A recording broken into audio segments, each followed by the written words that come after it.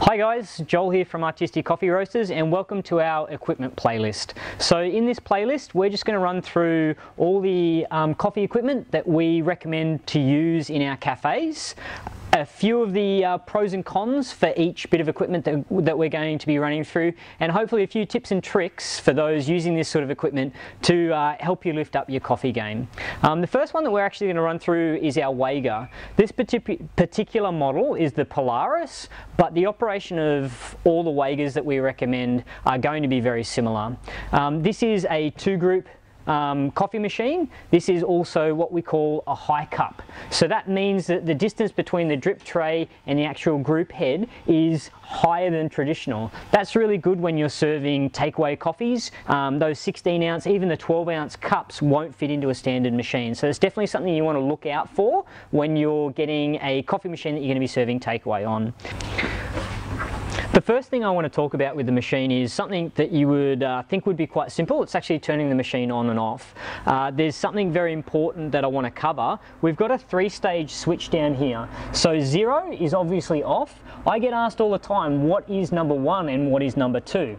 What the difference between the two is, our number 1 will actually turn the machine on and turn the pump on, but it actually won't engage the element inside the boiler. The reason for that is when we turn to setting 1, we can actually make sure that our pump is engaging, make sure that we're pumping water up into the boiler before we actually engage the element inside the boiler. So it's always a good practice to flick to number 1, make sure that your pump kicks in if you've just put the machine on, and then after you've heard the pump stop, you know the boiler's full. You can then go over to 2, which will turn the element on and heat your machine up. Taking a little tour around the machine, obviously we've got 2 group handles here which are operated by these control panels on the top here, which are programmable. We're going to go through how to program those later on in this video. The other thing that we've got here is our manual switches. You can start and stop the flow of water through the group head just by engaging the manual switch there. One other thing we've got is our T-tap. On other WEGA machines that can be in the center, but they're all operated from this button through the middle here. Okay, so simply turning the tea or hot water tap on and then off again is all operated through there. The next thing I want to talk about is our steam wands and steam taps. This has 2 steam tap assemblies, so one on the left hand side and one on the right hand side, which is really great. It means that you can actually steam 2 jugs of milk at the same time for fast service.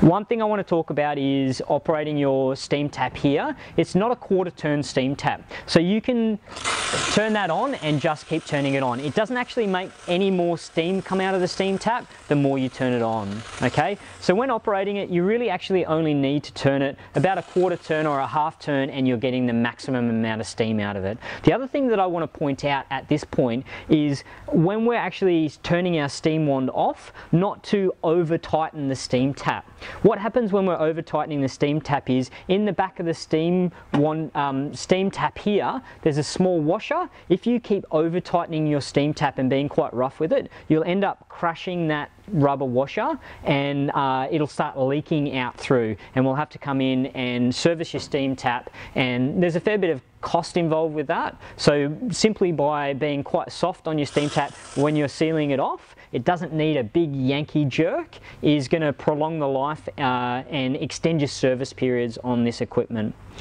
Alright, so the next thing I want to show you guys is actually how to program our keypads here. Both of these keypads are designed to work in unison with each other. To set up the keypads to be identical to each other, all we have to do is go into our programming mode, program all the buttons on the right hand side, and they will be repeated on the left hand side. So we're always programming from right to left on our WEGAs. The way that we enter our programming mode is to push and hold down our stop program buttons here until the whole panel flashes red lights. So you can see I've got all these flashing here and I've got a couple flashing over here. So I've just programmed these 2 buttons, so it's saved that program. What I'm going to do now is I'm actually going to program these buttons here for a rinse mode. What I want for my rinse is just a small amount of water to run through and then stop. So let's do that now. That's probably enough water. and I'm stopping it. So you can see this has gone, stop flashing, okay? And I'm going to exit the programming mode just by simply pressing stop program, and I'm out of the programming mode. And what you see is these two buttons now will run identically. We can do this with all of the buttons here. Generally at Artisti what we do is we run a rinse button on the far left, a ristretto, a double ristretto shot, and a double espresso shot, controlled, and then what we call our endless or long pour. So this will run for about a minute, so you can manually control your shots on that one. So that's our WEGA machine in a nutshell. If you've got any more questions, put them in the comments down below and we'll try and cover them at a later date. Thanks for watching, and we'll see you next time.